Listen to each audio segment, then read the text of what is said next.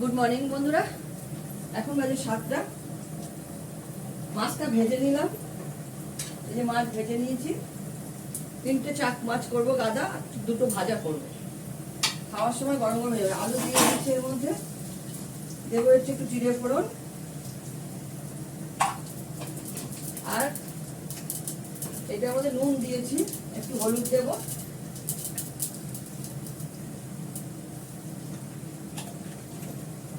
পেঁয়াজ দেবো না, কাঁচা লঙ্কা দেবো,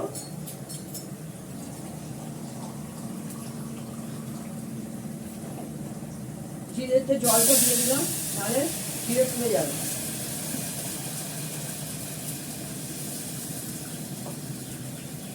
বড়দের প্রণাম, ছোটদের ভালোবাসা নিয়ে রান্না স্টার্ট করলাম। আর রান্নার মধ্যে রান্না করছি হচ্ছে শুধু মাছের ঝোল করব। জিরে, তেজপাতা, গোলমরিচ, আদা এটা বাটা রয়েছে, এটা ঠিক নামানোর আগে দিয়ে দেবো। মাছটার মধ্যে ছেড়ে দেবো, 2-3টে কাঁচা লঙ্কা দিয়ে দেবো,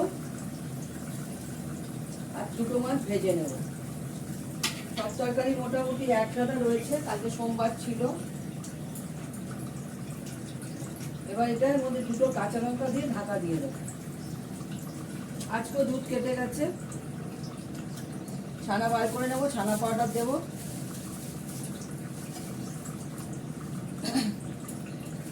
কাঁচা লঙ্কা এখানে রেখে দিচ্ছি। পরশুদের ভাত হয়ে গেছে, পরশুদের মাংস রেডি হয়ে গেছে, করবো।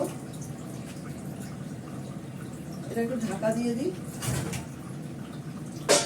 এটা হয়ে গেলে জিরে, তেজপাতা, আদা, গোলমরিচ সব বাটাটা দিয়ে নামিয়ে ফেলো।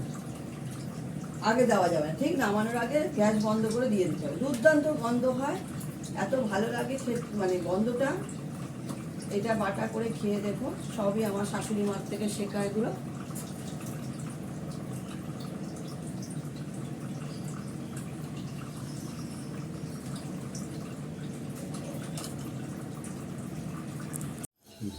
দেখো, এবার তেজপাতা, গোলমরিচ, আদা, জিরে বাটাটা দিয়ে দিলাম। এবার নামিয়ে ফেলবো, ব্যাস হয়ে গেল।